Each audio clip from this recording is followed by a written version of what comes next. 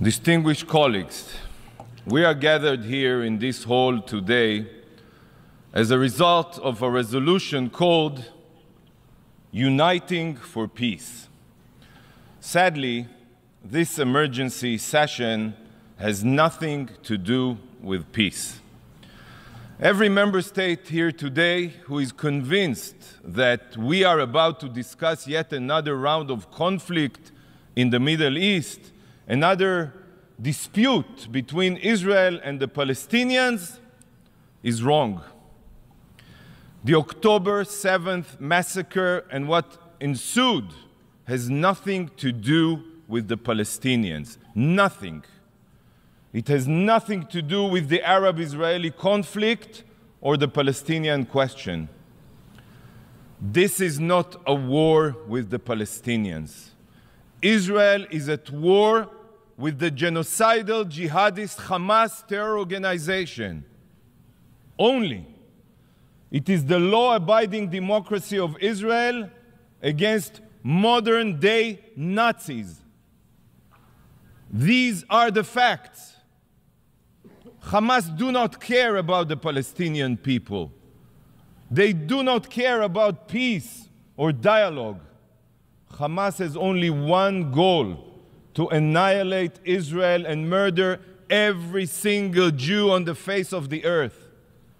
Their original charter makes this very clear. I'll read you a few lines. Israel will exist and will continue to exist until Islam will obliterate it. Another quote: there is no solution for the Palestinian problem except by jihad. Another quote: the day of judgment will not come about until Muslims fight Jews and kill them. Friends, on October 7th, it became clear to the entire world that Hamas's charter was not a compilation of empty words. It was an action plan. An action plan. Imagine a bright sunny day. Clear skies, music in the air, young people are dancing, a rave, a concert for peace. Yes, for peace. It is early morning on the holy Sabbath. The sun has just risen to mark a new day. It is also a festive Jewish high holiday, Simchat Torah. Simchat Torah means the joy of the Torah, where we celebrate the book of books, our holy Bible. And then, in one split second, this idyllic Eden became hell on earth. The peaceful morning air was pierced with the wail of rocket sirens. Thousands, I'm telling you, thousands of Hamas mortars and rockets rained down indiscriminately on many Israeli cities and villages. But the rockets were only cover for the pogrom that followed. Barbaric Hamas terrorists invaded Israel from the sea, the land, and the air. They came with one purpose only: to savagely murder every living thing they encountered. Hamas Nazi murders went from house to house with hit lists. A thoroughly planned, willful, premeditated attack. They brutally murdered civilians in their beds. They drove pickup trucks with machine guns. Yes, we all remember, just like ISIS, and fired blindly at hundreds of young people at a concert. 300 were burned alive or butchered in that concert. Much of what remained were clumps of flesh and bloody limbs. Parents had to bring their children's toothbrushes for DNA so they could figure out whose limb belonged to who. These Hamas monsters raped women and children, parading naked girls that they raped and bodies that they defiled through the streets of Gaza, while thousands, and I'm telling you, thousands, you can see the footage, jeered and cheered. The savages tortured small babies. Just like the Nazis, Hamas terrorists removed infants from their cribs. Yes, we have it on video. Swung them repeatedly against the ground until their skulls became a pulp. Children were murdered in front of their parents, and parents in front of their children. I've seen a video of a terrorist filmed by himself, who tossed a grenade into a bomb shelter with a father and his two young boys inside. The father was killed instantly, and the two boys ran out of the shelter screaming that their father is dead and that they want to be dead too. All this is occurring, believe it or not, as the monster who murdered their father calmly helps himself to the contents of the family's fridge. Yes, no horror movie compares to the pure brutality that Hamas carried out. No, none. Amit Man, a 22-year-old from Kibbutz Be'eri, and a paramedic for Magen David Adom, Israel's Red Cross. She dedicated her life, literally, and you will understand why, to saving others. When the Hamas monsters invaded the kibbutz, Amit ran to the clinic to treat as many wounded as she could. For hours, Amit worked non-stop trying to save lives. She knew the sadistic terrorists were outside her clinic because she heard the gunfire, but she stayed there. She was committed to saving lives, not running away. Finally, the terrorists burst into her clinic and put a bullet through her brain. She was a Magen David Adom paramedic, the Israeli Red Cross, in uniform. But that didn't stop these savages. This is how the rescue teams found Amit.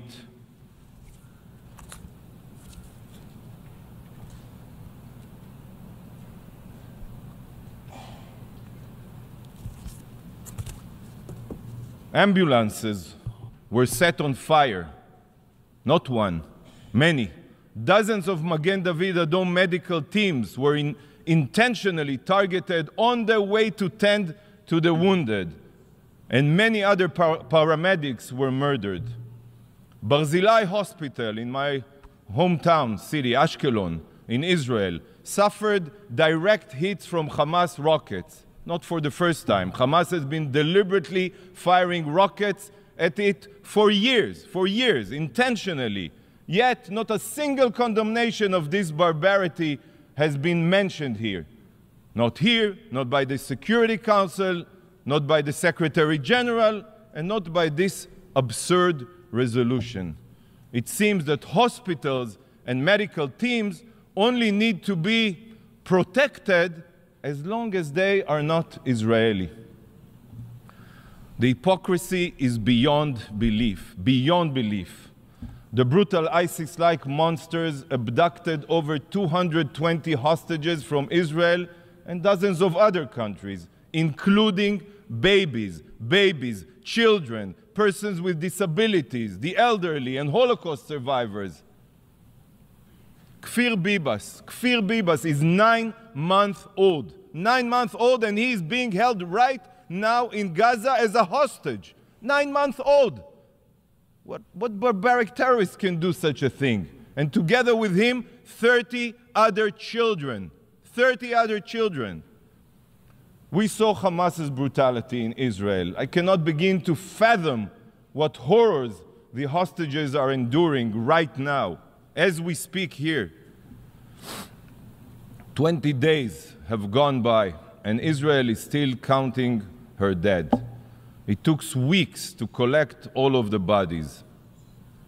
Some bodies are burnt like pieces of coal. It is almost impossible to identify them.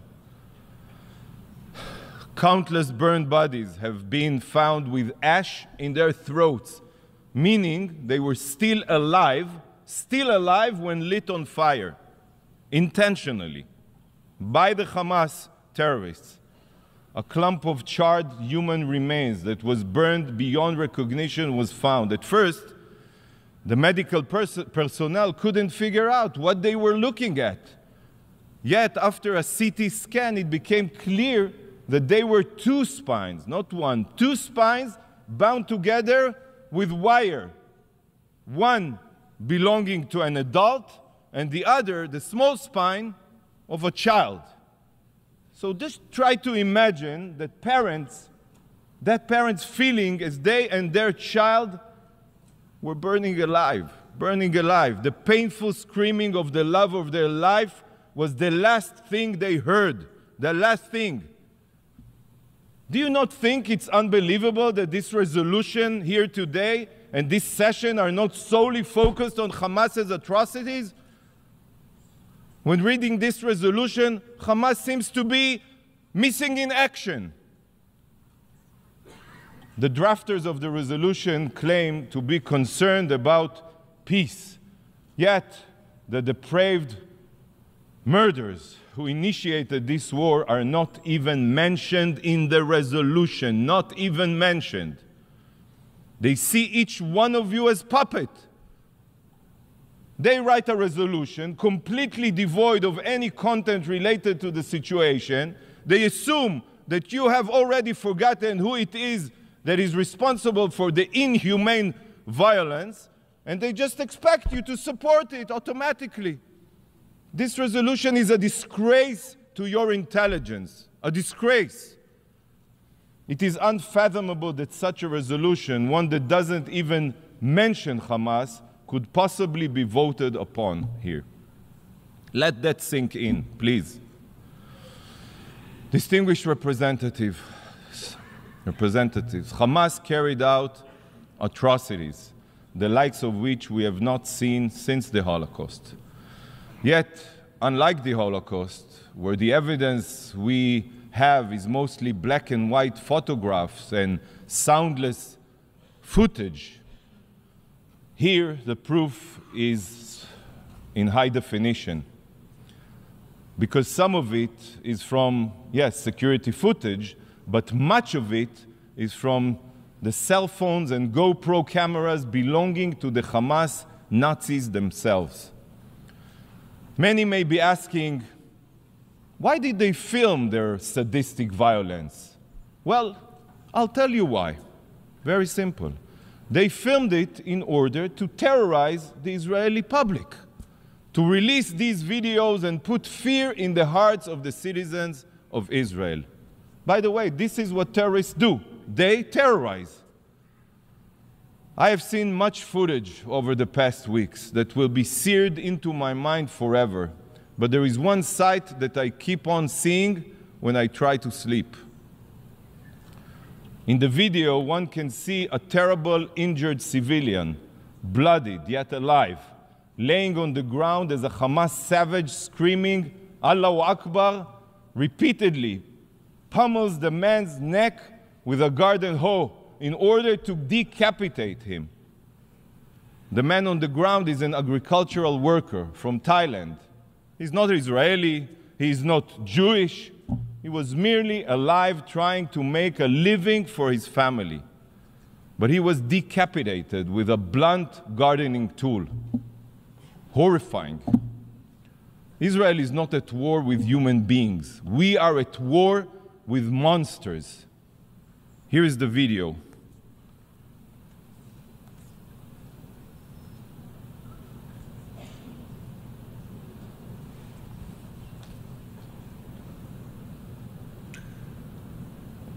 بس هات سكينة هات سكينة هات سكينة هات سكينة هات أنا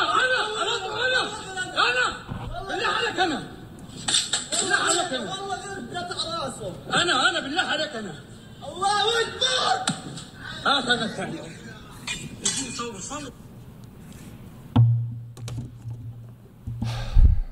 My mission distributed and will continue to distribute QR codes with a direct link to files where you can see this horror and many other Hamas atrocities.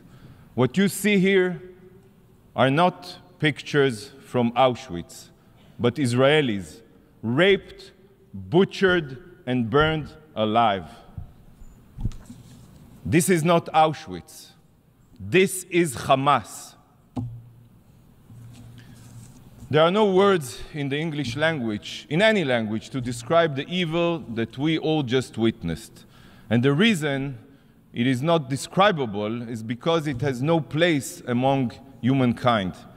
Over 1,400 have been slaughtered, 1,000 injured, and over 220 hostages are being held right now by Hamas ISIS terrorists. To say that this is Israel's 9/11 would be an understatement. Proportionally, the death toll of this atrocity is 15 times bigger than 9/11. By the way, our enemies are not 7,000 miles away, they are 7,000 feet away, in our own backyard. So for this reason, Israel's mission is to eradicate this evil from the earth. Eradicate. ISIS was the Islamic State of Iraq and Syria, and Hamas is the Islamic State of Gaza. So just as was done with ISIS, Hamas must be no more. Our goal is to completely eradicate Hamas's capabilities, and we will use every means at our disposal to accomplish this. Not for revenge, no. Not for retaliation, no. But to ensure that such depravity, such atrocities never occurs again. Israel is at the forefront of the war on radical jihadist terror. And if Israel doesn't succeed in obliterating Hamas's terror capabilities, the whole world will pay the price. Hamas's genocidal ideology, just like ISIS, Al-Qaeda, or the Ayatollah regime in Tehran of Iran, is not just about destroying Israel. You all know it. It is ultimately about world domination. It is about bringing the jihad war to the soil of each and every one of your countries. They will not stop until they murder all of the infidels, as they call us. Colleagues, for the past 16 years, the international community and the UN have been complacent to Hamas's terror buildup in Gaza. Complacent. The world has kept its head in the sand as Hamas embedded its missiles and rockets deep within and under the civilian population of Gaza. It accepted an absurd reality that a law-abiding democracy could live side by side with cancerous genocidal terrorists that fire tens of thousands of missiles indiscriminately at our civilians, unprovoked. We have seen that nothing can change Hamas's genocidal ideology. Sadly, not the rehabilitation of Gaza, not economic incentives, not any promise of a brighter future. The UN tried. Many of you tried. But everyone failed. Everyone failed. And you know why? Because nothing can change a genocidal ideology. Nothing. There is only one solution to curing a cancer. It is the evisceration of every cancerous cell. The international community has poured billions of dollars into Gaza, and it all went to Hamas's war machine. It went to its subterranean city of terror. It went to its missile manufacturing facilities. And you remember, 18 years ago, Israel unilaterally withdrew from all of Gaza. We withdrew from all of Gaza. Hamas could have invested the international funding it received into building power plants, water desalination plants, every other civil infrastructure. But no. Instead, Hamas exploited every inch of the Gaza Strip for their violent goals. Because to Hamas, Gazan civilians are nothing more than mere cannon fodder, human shields who in death become pawns for Hamas's libelous propaganda campaign. Hamas is counting on you. They are certain that despite the terror and massacre, the UN will still come to their rescue and prevent Israel from defending itself. Friends, Israel is on a rescue mission. our rescue mission to save our hostages, to save our future, and to save the people of Gaza from their savage tyrants. Our rescue mission. And colleagues, the rescue mission can end quickly. Now, it can end now. No need for complicated, empty resolutions. It can end now. Should Hamas put down their arms, return our hostages, and turn themselves in, this war will end without one more shot being fired. Not even one. Why do you not unite and call on Hamas to do this? If the drafters of this resolution truly want peace, if they truly want an immediate solution, then why do they not demand this of Hamas? Instead, this resolution does the exact opposite of finding a solution. The exact opposite. Rather than promoting peace, it only ensures more violence. It should be called uniting for terror, not uniting for peace. Israel has been attacked and continues to be attacked. This is a fact right now in the south from Hamas and in the north from Hezbollah. Meanwhile, the resolution calls for an immediate ceasefire. A ceasefire means giving Hamas time to rearm itself so they can massacre us again. This is not speculation. They will do so. You all know this. Any call for a ceasefire is not an attempt at peace. It is an attempt to tie Israel's hands, preventing us from eliminating a huge threat to our citizens. But the resolution's distortions go even deeper than that. Hamas, the terror group that started this war, I reiterate, is not even mentioned, not even once. In fact, the only hidden reference to these barbaric terrorists can be found in calls on both parties. Both parties? This is a false, immoral comparison between the law-abiding democracy of Israel and genocidal jihadists.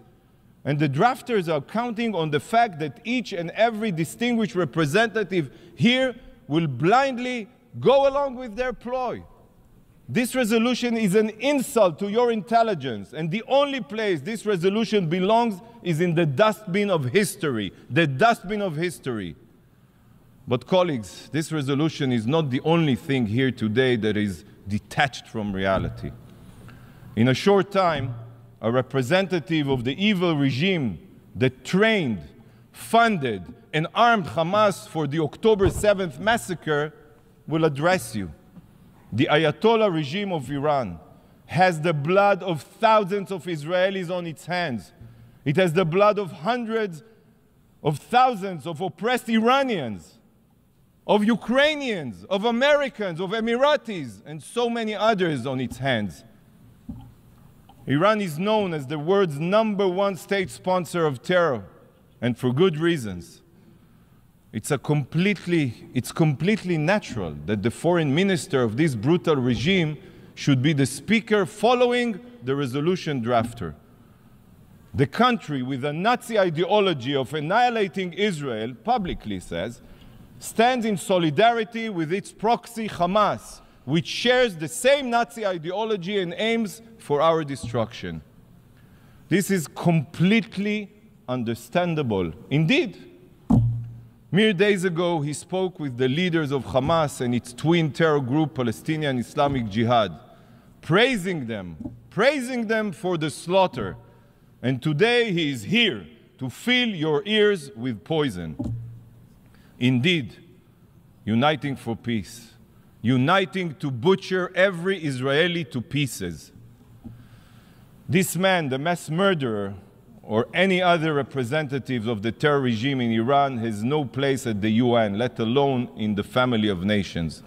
It is a moral stain on the UN and the values it was founded upon. Distinguished colleagues, this week the UN celebrated its 78th birthday. Yet, looking at this resolution and the honorary guests hosted it today in these halls, this organization has shown that it is so broken, so morally corrupt, that I do not have high hopes that it will make it to 90, let alone 100. I'm just a realist. Today serves as the clearest proof that this body is bleeding its relevance, legitimacy, and justification. What we are witnessing today is a desecration of what the UN was meant to be. Following the horrors of the Holocaust, this institution was established to prevent atrocities from repeating themselves. Yet, in these very halls, we have perpetrators of the most grotesque human rights violations and crimes against humanity who also exploit their power and so-called members of the family of nations only to single out law-abiding democracies such as Israel. If this organization wants to maintain any shred of legitimacy, it is imperative that you, please, distinguished representatives, no longer play along with this farce of anti-Israel double standards. Vote against this biased resolution. Stand on the right side of history. Don't stand with the genocidal jihadists committed to your destruction. Rise above internal political considerations and do what is moral and right. Mr. President, Israel will not stop fighting for the truth, even if we remain the sole voice of reason in these halls. Israel will continue combating the genocidal terrorists committed to our destruction. We will not rest until Hamas is obliterated and our hostages are returned home. And we will bring them home. I will conclude with a moment of silence for all the victims of Hamas's atrocity. If the supporters of this resolution choose to ignore the victims in their text, I will pay respect to their memory.